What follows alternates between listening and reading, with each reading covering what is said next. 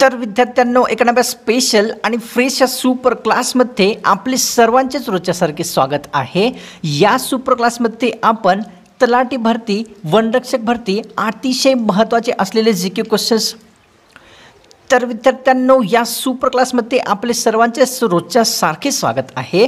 या सुपर क्लासमध्ये आपण TCS पॅटर्ननुसार अतिशय महत्त्वाचे general knowledge GK questions cover करणार आहोत, जे आपल्याला तलाठी भरतीसाठी अतिशय उपयुक्त असणारे असतील आणि कारणास्तव ते या सुपर क्लासला सर्वांनी सुरूपासून शेवटपर्यंत नक्कीच पाहायचं आहे। सुपर क्लासला सुरुवात करूया। सर्वात पहिला प्रश्न पाहूया। प्रश्न या ठिकाणी विद्यार्थ्यांनो असा आहे, तलाट्यावर नियंत्रण कोणता व्यक्ती ठेवत असतो? तलाट्यावर नियंत्रण खालीलपैकी कोणता व्यक्ती ठेवतो? ऑप्शन क्रमांक विद्यार्थ्यांनो या ठिकाणी 3 योग्य राहील। मंडळ अधिकारी हा जो व्यक्ती आहे तलाठ्यांवर नियंत्रण ठेवत असतो। पुढचा प्रश्न पाहूया। खालीलपैकी कोणकोणते रोग हे संसर्गजन्य रोग आहेत ते सांगायचं आहे। खालीलपैकी कोणकोणते रोग संसर्गजन्य आहेत? ऑप्शन क्रमांक 3 योग्य राहील विद्यार्थ्यांनो। गजकर्ण तसेच इसब हे दोन्ही रोग संसर्गजन्य आहेत। पुढचा प्रश्न पाहूया। चंद्र पृथ्वी प्रदर्शना घालण्याचा मार्ग खालीलपैकी कोणता आहे ते सांगायचं आहे। पृथ्वीला चंद्र हा प्रदर्शन घालण्याचा मार्ग खालीलपैकी कोणता आहे? तर ऑप्शन क्रमांक 1 योग्य राहील विद्यार्थ्यांनो। लंब वर्तुळाकारचे आहे। चंद्र हा पृथ्वीला प्रदर्शन घालण्याचा मार्ग येतो। पुढचा प्रश्न पाहूया। क्षेत्रफळाच्या दृष्टीने महाराष्ट्रातील सर्वात मोठा जिल्हा खालीलपैकी कोणता आहे? क्षेत्रफळाच्या दृष्टीने महाराष्ट्रातील सर्वात मोठा जिल्हा कोणता आहे? ऑप्शन क्रमांक विद्यार्थ्यांनो आपल्यासमोर 4 योग्य राहील। क्षेत्रफळाच्या दृष्टीने जो आहे अहमदनगर महाराष्ट्रातील सर्वात मोठा जिल्हा आहे। पुढचा प्रश्न पाहूया। अब्राहम लिंकन यांनी खालीलपैकी कशाची सर्वात सोपी व्याख्या केलेली आहे? अब्राहम लिंकन यांनी खालीलपैकी सर्वात सोपी कशाची व्याख्या केली होती? ऑप्शन क्रमांक 3 योग्य राहील। लोकशाहीची सर्वात सोपी व्याख्या अब्राहम लिंकन यांनी केलेली आहे। पुढचा प्रश्न पाहूया। डॉक्टर बाबासाहेब आंबेडकर यांनी खालीलपैकी कोणत्या पक्षाची स्थापना केली होती? डॉक्टर बाबासाहेब आंबेडकर यांनी खालीलपैकी कोणत्या पक्षाची स्थापना केली होती? ऑप्शन क्रमांक 2 योग्य राहील। स्वतंत्र मजूर पक्षाची स्थापना डॉक्टर बाबासाहेब आंबेडकर यांनी केलेली होती। पुढचा प्रश्न पाहूया। खालीलपैकी कोणत्या वृक्षाला पानापूर्वीच फुले येतात ते सांगायचं आहे? खालीलपैकी कोणत्या वृक्षाला पानापूर्वीच फुले येतात? ऑप्शन क्रमांक या ठिकाणी 4 योग्य राहील। देवदार हा एक असा वृक्ष आहे ज्या वृक्षाला पानापूर्वीच फुले येत असतात।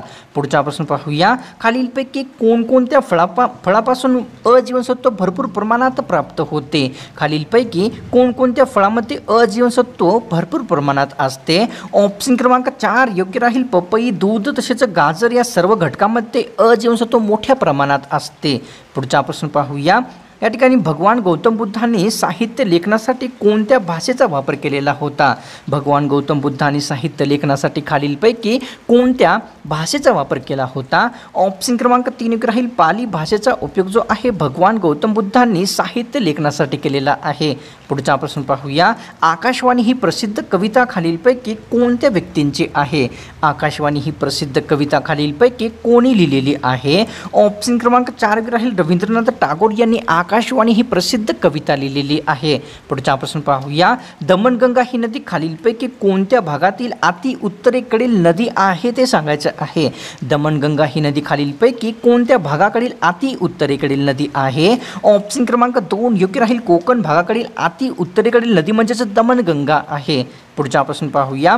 शक्तिस्थळ या नावाने खालीलपैकी कोणाच्या समाधीस्थळास ओळखले जात असते?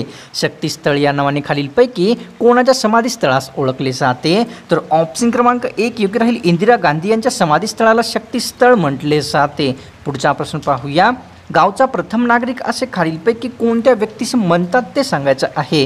गावचा प्रथम नागरिक खालीलपैकी कोणास म्हटले जाते? तर ऑप्शन क्रमांक विद्यार्थ्यांनो 3 योग्य राहील। गावचा प्रथम नागरिक असे सरपंच यांना म्हटले जात असते। पुढचा प्रश्न पाहूया। या ठिकाणी भूविकास बँक खालीलपैकी दीर्घकालीन मुदतीचं कर्ज पुरवठा कोणाला करत असते? भूविकास बँक खालीलपैकी कोणाला दीर्घकालीन मुदतीचा कर्ज पुरवठा करते? ऑप्शन क्रमांक 1 योग्य राहील। शेतकऱ्यांना भूविकास बँक दीर्घकालीन मुदतीचा कर्ज पुरवठा करत असते। पुढचा प्रश्न पाहूया। ग्रामसभा बोलवण्याची जबाबदारी खालीलपैकी कोणाची असते ते सांगायचं आहे? ग्रामसभा बोलवण्याची जबाबदारी खालीलपैकी कोणाची असते? ऑप्शन क्रमांक 2 राहील। सरपंच यांची ग्रामसभा बोलवण्याची जबाबदारी असते। पुढचा प्रश्न पाहूया, संविधानाची प्रस्तावना म्हणजेच खालीलपैकी काय असते ते सांगायचं आहे विद्यार्थ्यांनो. संविधानाची प्रस्तावना म्हणजे खालीलपैकी काय आहे. ऑप्शन क्रमांक 3 योग्य राहील. संविधानाची प्रस्तावना म्हणजेच सरनामा असतो. पुढचा प्रश्न पाहूया, या ठिकाणी भारताच्या अणुविज्ञानाचे जनक असे खालीलपैकी कोणास म्हटले जाते. भारताच्या अणुविज्ञानाचे जनक खालीलपैकी कोणास म्हणतात. ऑप्शन क्रमांक विद्यार्थ्यांनो आपल्यासमोर 1 योग्य राहील. होमी बाबा यांना भारताच्या अणुविज्ञानाचे जनक म्हटले जाते. तर पुढचा प्रश्न पाहूया विद्यार्थ्यांनो, या ठिकाणी काय आहे. विनायक दामोदर सावरकर यांचा जन्म खालीलपैकी कोणत्या ठिकाणी झाला होता ते सांगायचं आहे. विनायक दामोदर सावरकर यांचा जन्म खालीलपैकी कोणत्या ठिकाणी झाला होता. ऑप्शन क्रमांक 2 योग्य राहील. भगूर या ठिकाणी विनायक दामोदर सावरकर यांचा जन्म झालेला आहे. पुढचा प्रश्न पाहूया, वेरूळ डोंगर महाराष्ट्रातील कोणत्या जिल्ह्यात येते ते सांगायचं आहे. वेरूळ डोंगर महाराष्ट्रातील कोणत्या जिल्ह्यात येते. ऑप्शन क्रमांक 1 योग्य राहील. औरंगाबाद जिल्ह्यामध्ये वेरूळ डोंगर स्थित आहे. पुढचा प्रश्न पाहूया, भारताची जनसंख्या 121 कोटी कोणत्या जनगणनेनुसार होती ते सांगायचं आहे. भारताची जनसंख्या 121 कोटी खालीलपैकी कोणत्या जनगणनेनुसार होती. ऑप्शन क्रमांक 4 योग्य राहील. 15व्या जनगणनेनुसार भारताची जनसंख्या 121 कोटी होती. पुढचा प्रश्न पाहूया, सतीची चाल बंद करणारा गव्हर्नर जनरल खालीलपैकी कोण होता ते सांगायचं आहे विद्यार्थ्यांनो. सतीची चाल बंद करणारा गव्हर्नर जनरल खालीलपैकी कोण होता. ऑप्शन क्रमांक 1 योग्य राहील. विल्यम बेंटिंक हा गव्हर्नर जनरल सतीची चाल बंद करणारा आहे. पुढचा प्रश्न पाहूया, भारताच्या महालेखा परीक्षकाची नियुक्ती खालीलपैकी कोण करत असते. भारताच्या महालेखा परीक्षकाची नियुक्ती खालीलपैकी कोण करते. ऑप्शन क्रमांक 2 योग्य राहील. राष्ट्रपती हा जो व्यक्ती आहे महालेखा परीक्षकाची नियुक्ती करत असतो. पुढचा प्रश्न पाहूया, या ठिकाणी डायबिटीज या नावाने खालीलपैकी कोणत्या रोगास ओळखले जात असते. डायबिटीज नावाने खालीलपैकी कोणत्या रोगाला ओळखतात. ऑप्शन क्रमांक 1 योग्य राहील. मधुमेह रोगाला डायबिटीज या नावाने देखील ओळखले जाते. पुढचा प्रश्न पाहूया, पंचगंगा ही नदी एकूण किती उपनद्यांच्या संगमापासून तयार झालेली आहे. पंचगंगा नदी एकूण किती उपनद्यांच्या संगमापासून तयार झाली आहे. ऑप्शन क्रमांक 2 योग्य राहील. एकूण 5 नद्यांच्या उपनद्यांच्या संगमापासून पंचगंगा नदी तयार झालेली आहे. पुढचा प्रश्न पाहूया, शिवनी मैकल डोंगर या ठिकाणी खालीलपैकी कोणत्या नदीचा उगम झालेला आहे. शिवनी मैकल डोंगर या ठिकाणी खालीलपैकी कोणत्या नदीचा उगम झालेला आहे.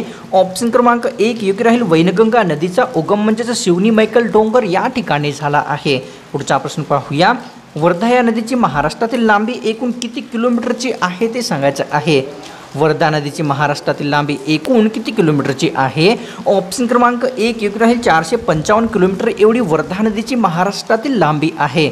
तर पाहूया पुढचा प्रश्न विद्यार्थ्यांनो काय आहे. 14 तळ्याचे पाणी पिण्याचा हक्क दलितांना आहे असा निर्णय खालीलपैकी कोणत्या न्यायालयाने दिलेला होता. 14 तळ्याचे पाणी पिण्याचा हक्क दलितांना आहे असा निर्णय खालीलपैकी कोणत्या न्यायालयाने दिला होता.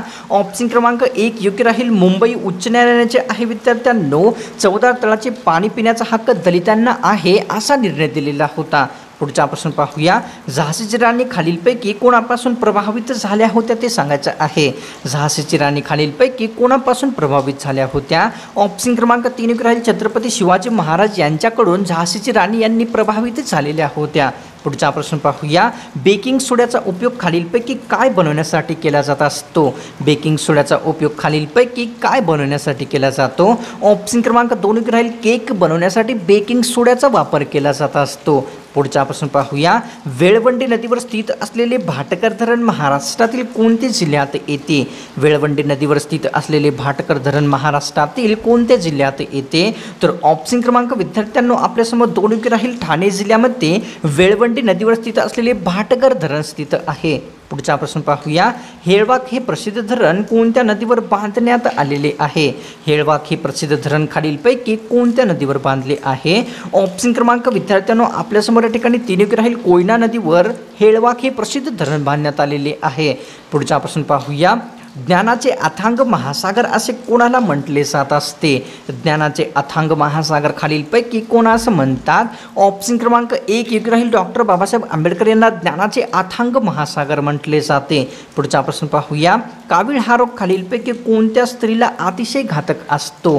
कावीळ रोग खालीलपैकी कोणास अतिशय घातक असतो. ऑप्शन क्रमांक 2 योग्य राहील. गरोदर स्त्रीला कावीळ हा जो रोग आहे अतिशय घातक असतो. चंद्रयान 3 कोणत्या रॉकेटद्वारा यशस्वी यशस्वीपणे लॉन्च करण्यात आले आहे? चंद्रयान 3 खालीलपैकी कोणत्या रॉकेटद्वारा यशस्वीपणे लॉन्च करण्यात आले आहे? ऑप्शन क्रमांक 3 योग्य राहील LVM या रॉकेटद्वारा जे आहे चंद्रयान 3 यशस्वीपणे लॉन्च झालेले आहे. पुढचा प्रश्न पाहूया. चंद्रयान 3 मोहिमेला एकूण किती कोटी रुपयाचा खर्च आलेला आहे?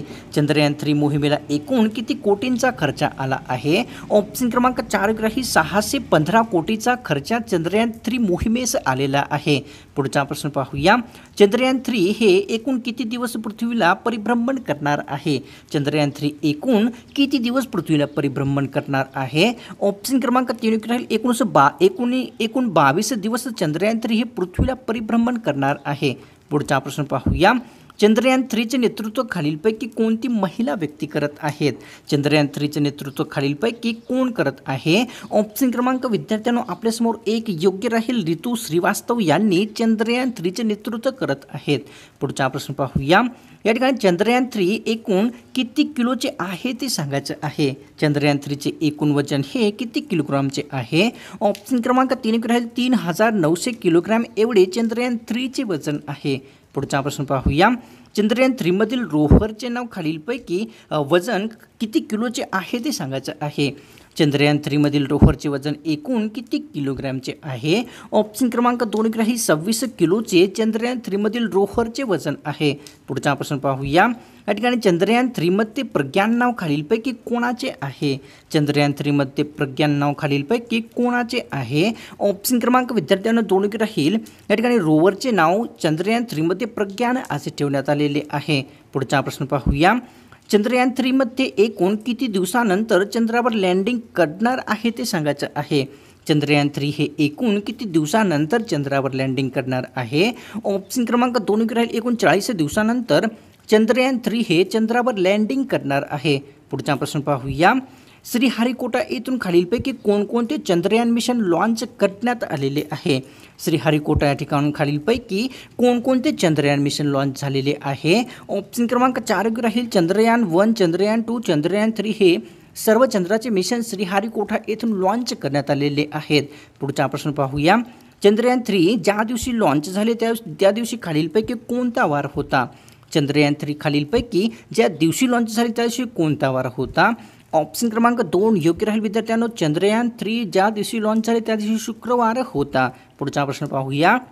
चंद्रयान 3 हे कोणत्या दिवशी चंद्राच्या कक्षेमध्ये प्रवेश करणार आहे? चंद्रयान 3 खालीलपैकी कोणत्या दिवशी चंद्राच्या कक्षेत प्रवेश करणार आहे? तर ऑप्शन क्रमांक विद्यार्थ्यांनो आपल्यासमोर या ठिकाणी 3 योग्य राहील 5 ऑगस्ट या रोजी चंद्रयान 3 चंद्राच्या कक्षेमध्ये प्रवेश करणार आहे. पुढचा प्रश्न पाहूया. चंद्रयान 3 चंद्राच्या पृष्ठभागावर कोणत्या तारखेला लँडिंग करणार आहे? चंद्रयान 3 चंद्राच्या पृष्ठभागावर खालीलपैकी कोणत्या दिवशी लँडिंग करणार आहे? तर ऑप्शन क्रमांक 2 राहील 22 किंवा 23 तारखेला जे आहे चंद्रयान 3 चंद्राच्या पृष्ठभागावर लँडिंग करणार आहे. पुढचा प्रश्न पाहूया. या ठिकाणी जगातील कोणकोणत्या देशांनी चंद्रावर यशस्वीपणे लँडिंग केलेली आहे? जगातील कोणकोणत्या देशांनी चंद्रावर यशस्वीपणे लँडिंग केली आहे? ऑप्शन क्रमांक 4 योग्य राहील अमेरिका, चीन, रशिया या सर्व देशांनी चंद्रावर आतापर्यंत यशस्वीपणे लँडिंग केलेली आहे. पुढचा प्रश्न पाहूया. चंद्रयान 3 कोणत्या दिवशी लॉन्च झालेले आहे? चंद्रयान 3 खालीलपैकी कोणत्या दिवशी लॉन्च केलेले आहे? ऑप्शन क्रमांक 1 योग्य राहील 14 जुलै या दिवशी जे आहे चंद्रयान 3 हे लॉन्च करण्यात आलेले आहे. पुढचा प्रश्न पाहूया. 14 जुलै 2023 रोजी चंद्रयान 3 कोणत्या वेळेवर लॉन्च झालेले आहे? 14 जुलै 2023 रोजी चंद्रयान 3 खालीलपैकी कोणत्या वेळेमध्ये लॉन्च करण्यात आले आहे? ऑप्शन क्रमांक 4 राहील 2:35 जे आहे विद्यार्थ्यांनो 14 जुलै 2023 रोजी चंद्रयान 3 ला लॉन्च करण्यात आलेले आहे. पुढचा प्रश्न पाहूया. चंद्रयान 3च्या लँडरचे नाव खालीलपैकी कोणते आहे? चंद्रयान 3च्या लँडरचे नाव खालीलपैकी कोणते आहे? ऑप्शन क्रमांक 2 राहील विक्रम असे चंद्रयान 3च्या लँडरचे नाव आहे. तर विद्यार्थ्यांनो आजची ही स्पेशल सुपर क्लास मला तर वाटते की नक्कीच सर्वांनाच आवडलेलीच आहे आणि कारणास्तव त्या या सुपर क्लासला सोडण्याच्या पूर्वी एक लाईक एक कॉमेंट नक्कीच करायचं आहे. तसेच तुम्ही चॅनलवर नवीन आला असाल सबस्क्राईब लगेच करून घ्या. केल्याच्यानंतर बेल आयकॉनला प्रेस करून ऑलमध्ये सिलेक्ट करून रोज घ्यायचं आहे. तर मिळतो कोणा स्पेशल आणि फ्रेश सुपर क्लासमध्ये.